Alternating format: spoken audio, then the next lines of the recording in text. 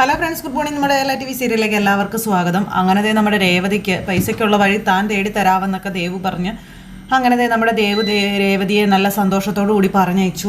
ഇത് കഴിഞ്ഞ് ഭാമയുടെ വീട്ടിലേക്ക് പറന്നെത്തുവാണ് ചന്ദ്ര. അത് വേറൊന്നും കൊണ്ടല്ല, ഭയങ്കര സന്തോഷമാണ്. രേവതിക്ക് പൈസ ഉണ്ടാക്കാനുള്ള ഒരു സാധ്യതയില്ല, അതുകൊണ്ട് കാര്യങ്ങളൊന്നും നടക്കില്ല എന്നുള്ള സന്തോഷം. അത് ഭാമയോട് പറയാനും അടുത്ത പാരക്കൊക്കെ ആയിട്ട് ഇറങ്ങിയതാണ് ആശാത്തി. അപ്പോൾ ചായ എടുക്കട്ടെ എന്ന് ചോദിക്കുമ്പോൾ നീ എടുത്തോ, മധുരം കൂട്ടി എടുത്തോ. അതെന്താ മധുരം കൂട്ടി? അല്ല, സന്തോഷമുള്ള സമയത്ത് സന്തോഷമുള്ള കാര്യങ്ങൾ നടക്കുമ്പോൾ നമ്മൾ മധുരം കൂടുതൽ കഴിക്കണ്ടേ എന്ന് ചന്ദ്ര ചോദിക്കാം. എന്താ നിനക്ക് ഇത്രമാത്രം സന്തോഷം എന്ന് ചോദിച്ചിരിക്കുമ്പോഴേക്കും ദേ പറയാം എന്ന് പറഞ്ഞു ഭാമയോട്. ചന്ദ്രമതി എന്ന് പറഞ്ഞു ദേ വരുന്ന അടുത്ത മുതൽ അന്നേരത്തേക്ക് ആ ഹേമയെ കണ്ടപ്പോൾ ഭാമ ഞെട്ടി. ഈ പെണ്ണുമ്പോൾ എന്തിനാ ഇവിടെ വന്നേ? ഒരു ഞെട്ടലോടുകൂടി ഇങ്ങനെ നിൽക്കുക. 100 ആയുസാ നിനക്ക്, ഇപ്പം നിന്നെക്കുറിച്ച് അങ്ങ് പറഞ്ഞതേ ഉള്ളൂ എന്ന് ചന്ദ്ര. അപ്പം എന്താ ചന്ദ്രമതി വരാൻ പറഞ്ഞതെന്ന് ചോദിച്ചു. അപ്പോഴേക്കും ദേ നിനക്കും എനിക്കും സന്തോഷം തരുന്ന ഒരു കാര്യം പറയാനാണെന്ന് പറയണു. രേവതിയും നീയും തമ്മിൽ ഇപ്പോൾ ഒരു മത്സരത്തിലാണല്ലോ. അതെ, ആ മത്സരത്തിൽ നിങ്ങളുടെ മരുമകൾ എന്നെ തോൽപ്പിക്കുമെന്നും പറഞ്ഞിരിക്കുകയാണല്ലോ എന്ന് പറഞ്ഞപ്പം അയ്യോ മരുമകളെന്നൊന്നും നീ പറയല്ലേ, അവളെ ഞാൻ മരുമകളായിട്ടൊന്നും കണ്ടിട്ടില്ല എന്ന് ചന്ദ്ര. പിന്നെ ശ്രുതിയാണോ നിന്റെ മരുമോള് എന്ന് ഭാമ ചോദിച്ചേ. അന്നേരം നീ എന്നെ ദേഷ്യം പിടിപ്പിക്കരുത് കേട്ടോ, പ്രധാനപ്പെട്ട ഒരു കാര്യം പറയുമ്പോൾ അവളുടെ വരും എന്നും പറഞ്ഞ് ചന്ദ്ര ഭാമയോട് ചൂടാവുന്നു. അപ്പോൾ ചന്ദ്രമതി പറ എന്താ കാര്യം? പറയാം. രേവതിയായിട്ട് എടുത്ത് ഡെക്കറേഷൻ നടത്തണമെങ്കിൽ ലക്ഷങ്ങളുടെ പൂക്കൾ വേണമെന്നാ പറയുന്നത്. പൂ ഇറക്കി കൊടുക്കണമെങ്കിൽ 5 ലക്ഷം രൂപ പൂക്കടക്കാരന് അഡ്വാൻസ് കൊടുക്കണമെന്നും പറഞ്ഞു. അത്രയും തുക അവളുടെയും അവളുടെ ഭർത്താവിൻ്റെയും കയ്യിലെടുക്കാനില്ല. വീട്ടിൽ നിന്ന് വേറൊരു വഴി കാശ് സംഘടിപ്പിക്കാൻ അവരൊരു ശ്രമം നടത്തിയിരുന്നു.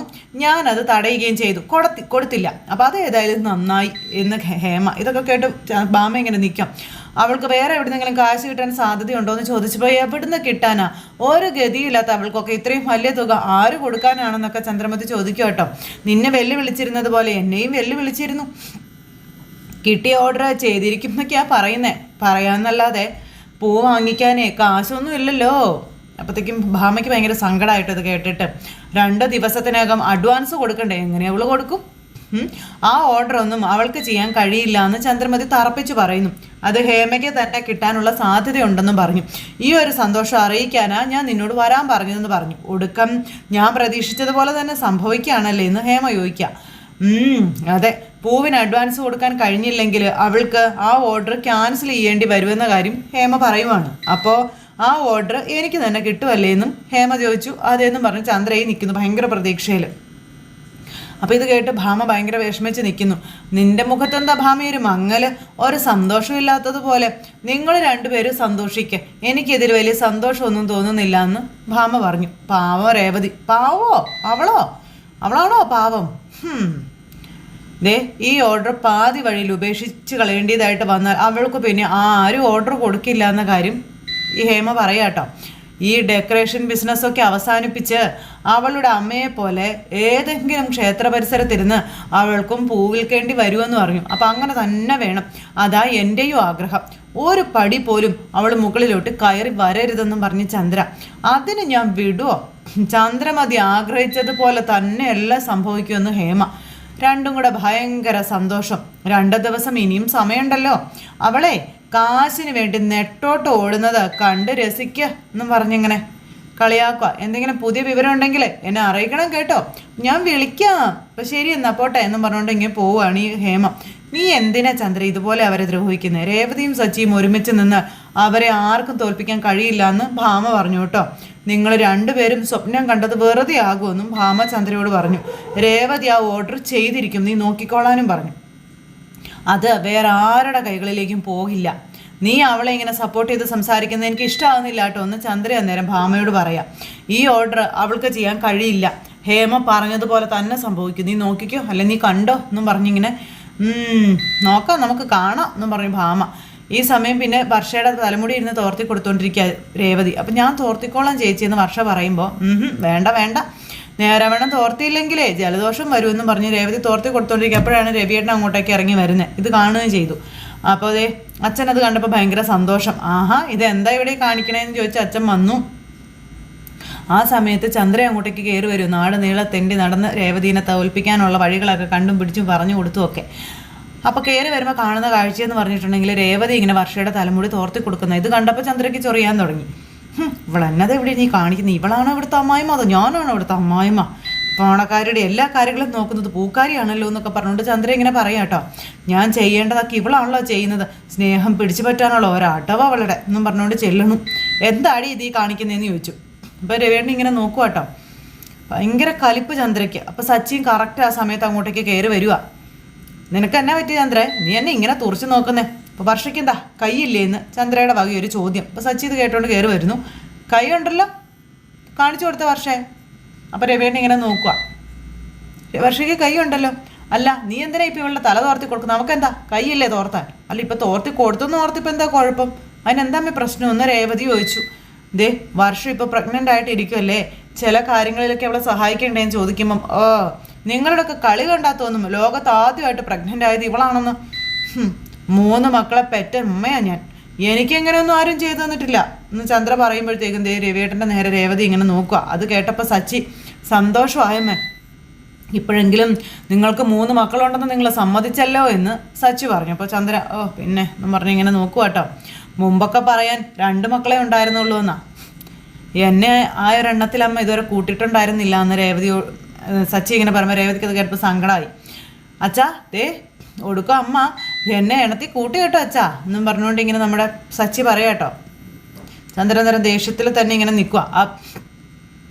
അതല്ലല്ലോ ഇപ്പോൾ ഇവിടുത്തെ വിഷയം, എല്ലാം ചെയ്തു കൊടുത്ത് വർഷം മടിച്ചാക്കരുത്. ഈ സമയത്ത് ചില ജോലികളൊക്കെ ചെയ്യണം. ഇത് എന്തൊരു കുശുമ്പ എൻ്റെ ചന്ദ്ര, ഇത് എൻ്റെ പൊന്നു ചന്ദ്ര, ഈ വീട്ടിൽ നിൻ്റെ ജോലി എല്ലാം ചെയ്യുന്നത് ഈ കുട്ടിയല്ലേ, എന്തെങ്കിലും ഒരു ജോലി നീ ഈ വീട്ടിൽ ചെയ്യാറുണ്ടോ എന്ന് ചോദിച്ചു. അതിന് ചന്ദ്രയ്ക്ക് മറുപടിയില്ല, ഇങ്ങനെ നിൽക്കുക കുന്തം വിഴുങ്ങിയതുപോലെ.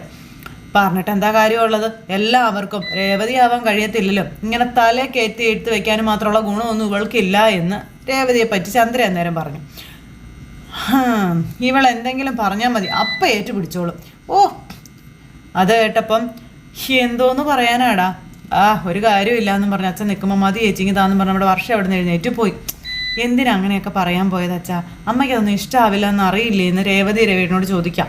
എല്ലാവരുടെയും ഇഷ്ടം നോക്കി സംസാരിക്കാൻ പറ്റുമോ മോളെ? അതൊക്കെ വിട്. പൂക്കടയിൽ അഡ്വാൻസ് കൊടുക്കാൻ 5 ലക്ഷം രൂപ വേണമെന്നല്ലേ പറഞ്ഞേ, ആ കാശ് കിട്ടിയോ എന്നിങ്ങനെ അച്ഛൻ ചോദിച്ചു. അപ്പോഴത്തേക്കും ചന്ദ്ര അങ്ങോട്ടേക്ക് വരും. ഇവരുടെ സംസാരം കേട്ട് ഒളിച്ചു നിന്ന് കേൾക്കുക കേട്ടോ. അപ്പോൾ കുറച്ച് കാശും കൂടി വേണം അച്ഛാ, അത് ദേവ് സംഘടിപ്പിച്ച് തരാമെന്ന് പറഞ്ഞിട്ടുണ്ടെന്ന് പറഞ്ഞു. പിന്നെ എന്ന് പറഞ്ഞിരിക്കുക ചന്ദ്ര, ഞാൻ പറഞ്ഞതൊന്നും നിങ്ങൾ മറന്നിട്ടില്ലല്ലോ, ഈ അവസരം നഷ്ടപ്പെടുത്തി കളയരുത്. എന്ത് വന്നാലും ഈ വർക്ക് രേവതി മോള് ചെയ്തിരിക്കണമെന്നൊക്കെ ഇങ്ങനെ അച്ഛൻ രേവതിയോട് പറയാട്ടോ. പിന്നെ ഇപ്പം നടത്തും എന്ന് പറഞ്ഞു ചന്ദ്ര. ചില കാര്യങ്ങളിൽ നമുക്ക് വാശി വേണം രേവതി മോളെ, എങ്കിലേ മുന്നോട്ട് പോകാനായിട്ട് കഴിയുള്ളൂ എന്ന് പറയുമ്പം ഈ വർക്ക് ഞാൻ ചെയ്തിരിക്കും വെച്ചാ, അതെനിക്കറിയാം മോളെ, എങ്കിലും ഞാനൊന്ന് പറഞ്ഞതേ ഉള്ളൂ എന്ന് പറഞ്ഞു രവിയേട്ടൻ അവിടെ നിന്ന് അങ്ങോട്ടേക്ക് പോയി. രവിയേട്ടൻ പോയി കഴിഞ്ഞപ്പോഴത്തേക്കും ചന്ദ്ര അങ്ങോട്ടേക്ക് ഇറങ്ങി വരും ഇവരെന്താ പറയുന്നതെന്ന് അറിയാനായിട്ട്. ആ സമയത്ത് എന്തോ ആലോചിക്കുക ഇങ്ങനെ, നീ ആ വർക്ക് ചെയ്യും, ഹേമ നിന്നെ ചെയ്യാൻ വിട്ടത് തന്നെ അടി, അവളുടെ കൂടെ ഞാനും ഉണ്ടടി, നിൻ്റെ അഹങ്കാരം ഞങ്ങളെ തീർത്ത് തരുന്നുണ്ടടി എന്ന് പറഞ്ഞുകൊണ്ട് ചന്ദ്ര ഇങ്ങനെ നിൽക്കുക കേട്ടോ. അപ്പം ചന്ദ്രയുടെ നോട്ടവും നിപ്പൊക്കെ സച്ചി രേവതിയും ശ്രദ്ധിച്ചു. തന്നെ നിന്ന് ചന്ദ്ര ചിരിക്കുന്നതും ഒരു കാണുവാണ്. എന്നിട്ടൊരു പുച്ഛിച്ച ചിരിയും ചിരിച്ച് ചന്ദ്ര അവിടെ നിന്ന് അങ്ങോട്ടേക്ക് പോയി. ആ സമയത്ത് രേവതി, ആ ചിരിയിൽ എന്തോ ഒരു പന്തികേടില്ലേ എന്ന് സച്ചി ചോദിച്ചു. അല്ല എപ്പോഴും ഇങ്ങനെയൊക്കെ തന്നെയല്ലേ സച്ചേട്ടാ? പ്രത്യേകിച്ച് തന്നെ അല്ല, ഈ ചിരിയിൽ ഒരു പന്തികേടുണ്ടെന്ന് നമ്മുടെ സച്ചി പറയാം. നീ ശ്രദ്ധിക്കണേ രേവതി, ഒത്തിരി ശ്രദ്ധിക്കണമെന്നുള്ള കാര്യം സച്ചി രേവതിക്ക് പറഞ്ഞു കൊടുക്കുക കേട്ടോ. ചന്ദ്രയുടെ ചതി നമ്മുടെ സച്ചി കണ്ടെത്തി കഴിഞ്ഞിരിക്കുന്നു. ഇത് കഴിഞ്ഞ് പിന്നെ പനിച്ച് വിറച്ച് കിടക്കുന്ന മോൻ്റെ അടുത്തേക്ക് അമ്മ ഒരു ഗ്ലാസ് വെള്ളമായിട്ട് ചെല്ലുക. ഇത് കുടിക്കും മോനെന്നും പറഞ്ഞ് മരുന്നും കൊടുത്ത് വെള്ളമൊക്കെ കൊടുത്ത് ഇങ്ങനെ തൊട്ടരികിലിരിക്കുന്നു. അപ്പം അച്ഛൻ വന്നു. ഇപ്പം എങ്ങനെയുണ്ട് നിനക്കെന്നും ചോദിച്ച്. കുറവുണ്ടോ അവന് എന്നും പറഞ്ഞ അമ്മ. അങ്ങനെ അച്ഛൻ വന്ന് അടുത്തിരിക്കുന്നു. ആ സമയത്ത് നിനക്ക് ഇങ്ങനൊരവസ്ഥ വരുമെന്ന് ഞാൻ കരുതിയില്ല എന്നും പറഞ്ഞ് ഇങ്ങനെ പറയാം കേട്ടോ. അപ്പോൾ എന്തവസ്ഥ, അവന് എന്തവസ്ഥ വന്നെന്നാ? പനി വരുന്നത് സാധാരണയല്ലേ, നിങ്ങൾക്കും എനിക്കൊക്കെ വരാറുള്ളതല്ലേ, ഇതും അങ്ങനെ ഉള്ളൂ, ചുമ്മാ ആവശ്യമില്ലാത്തത് നിങ്ങൾ പറയാൻ നിൽക്കല്ലേ എന്നും പറഞ്ഞുകൊണ്ട് ചന്ദ്ര ഇങ്ങനെ ദേഷ്യപ്പെടുക. അത്ത് നിങ്ങൾ ഉദ്ദേശിച്ച അവസ്ഥയെ എനിക്ക് ഇപ്പോഴാണ് മനസ്സിലായതെന്നും പറഞ്ഞുകൊണ്ട് ചന്ദ്ര ഇങ്ങനെ പറയണു. ഇവനെ കൊണ്ട് പണക്കാരിയായ നല്ലൊരു പെൺകുട്ടിയെ കൊണ്ട് ഞാൻ കല്യാണം കഴിപ്പിക്കും, അതോടെ ഈ അവസ്ഥയൊക്കെ മാറിക്കോളും. ഇവനെ ഇനി നല്ല കാലം വരാൻ പോവാ, നിങ്ങൾ നോക്കിക്കോ. മോശം കാലം ആ കള്ളിപ്പെണ്ണിൻ്റെ കൂടെ എന്തായാലും ഒഴിഞ്ഞു പോയെന്നൊക്കെ പറയുമ്പോൾ അവള് കള്ളം പറഞ്ഞതിനേക്കാളും വിഷമം അവൾ കാശുകാരി അല്ലെന്ന് അറിഞ്ഞതല്ലേ? അതല്ലേ ശരിക്കും നിന്റെ പ്രശ്നം? അതിനല്ലേ നീ ഇങ്ങനെ കിടന്ന് തുള്ളുന്നതെന്ന് ചോദിച്ചു. അവളെ ഒഴിവാക്കാൻ പറയുന്നതും അതുകൊണ്ടല്ലേ എന്ന് ചോദിച്ചപ്പോൾ, അങ്ങനെയെങ്കിൽ അങ്ങനെ, അവളൊരു കുഴപ്പക്കാരിയാ, അത് നിങ്ങൾക്കും അറിയാമല്ലോ. എന്നിട്ടും എന്തിനാ അവളെ ഇങ്ങനെ നിങ്ങൾ ന്യായീകരിക്കുന്നേ?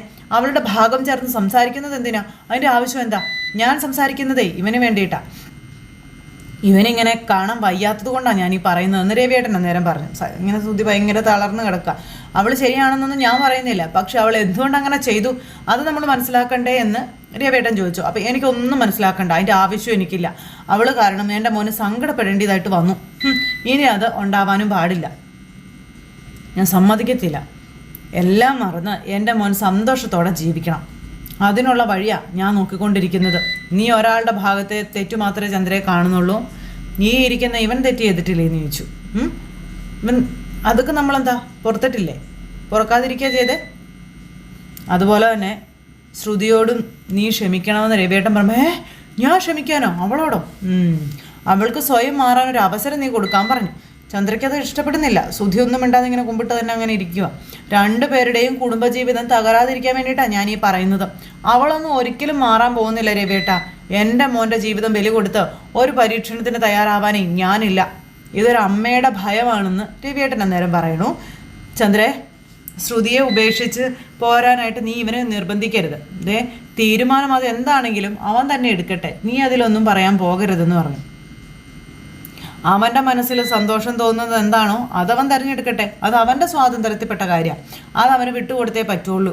നീയായിട്ട് അവനൊന്നിനെ നിർബന്ധിക്കരുതെന്ന് പറഞ്ഞപ്പം നിങ്ങളെക്കാളും അധികം ഇവൻ്റെ മനസ്സറിയുന്നവളാണ് ഞാൻ. ഇവൻ്റെ മനസ്സിൽ സന്തോഷം കിട്ടുന്ന കാര്യമാണ് ഞാനിപ്പോൾ തീരുമാനിച്ചിരിക്കുന്നത്. ഞാൻ തീരുമാനിച്ചതുപോലെ തന്നെ എല്ലാം നടക്കും, അതിനൊരു മാറ്റവും ഇല്ല എന്നും പറഞ്ഞുകൊണ്ട് ചന്ദ്ര പറയാട്ടോ. എടാ മോനെ, നീ ഇതൊന്നും മനസ്സിലേക്ക് എടുക്കണ്ട കേട്ടോ, നീ വിശ്രമിക്കേ.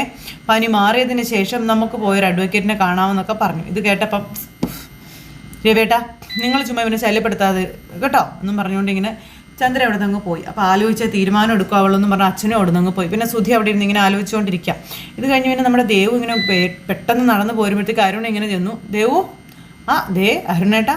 അപ്പോൾ ദേവു 4 പാട് നോക്കുക, ആരും കാണുന്നുണ്ടോയെന്ന്. ആകെ ടെൻഷനായിട്ട് നിൽക്കുക കേട്ടോ. നീ ഇത് എവിടെ പോയതാ? എനിക്ക് കുറച്ച് കാശിൻ്റെ ആവശ്യമുണ്ട് അരുണേട്ടാ, ഞാനൊരു ഫൈനാൻഷ്യറെ കാണാൻ വേണ്ടി പോവുകയാണെന്ന് പറഞ്ഞു. അവിടെ അദ്ദേഹത്തിൻ്റെ ഓഫീസെന്ന് പറഞ്ഞപ്പോഴത്തേക്കും, അല്ല നിനക്കെന്തിനാ ഈ ഫിനാൻഷ്യർ എന്നൊക്കെ പറഞ്ഞ ബ്ലേഡുകാരല്ല, നീ എന്തിനാ അവിടെ നിന്നൊക്കെ പോയി കാശ് ചോദിക്കുന്നത്? അതിന് വേറെ വഴിയില്ലാത്തത് കൊണ്ടാണെന്ന് പറഞ്ഞപ്പം, എന്താ കാശിന് എത്ര ആവശ്യം? എൻ്റെ ചേച്ചിക്ക് ഡെക്കറേഷൻ ചെയ്യാൻ ഒരു വലിയ ഓർഡർ കിട്ടിയിട്ടുണ്ടെന്നും പൂവിന് 5 ലക്ഷം രൂപ അഡ്വാൻസ് കൊടുക്കണമെന്നും ദേവു അരുണിനോട് പറയാം കേട്ടോ. ഒരു 4 ലക്ഷത്തോളം ഇപ്പോൾ കയ്യിലുള്ളൂ, 1 ലക്ഷം രൂപ കൂടി വേണമെന്ന് പറഞ്ഞു. ഇവിടെ ഒരു ഫൈനാൻഷ്യറെ പരിചയമുണ്ടേ, അപ്പോൾ ഒന്ന് ചോദിക്കാമെന്ന് കരുതി വന്നതാന്ന് പറഞ്ഞപ്പം, ചേട്ടാ എന്ത് പരിചയമുണ്ടെന്ന് പറഞ്ഞിട്ട് കാര്യമില്ല, അവന്മാർ കഴുത്തറക്കും, പിന്നീട് അത് വലിയ പ്രശ്നത്തിലാവുകയും ചെയ്യും.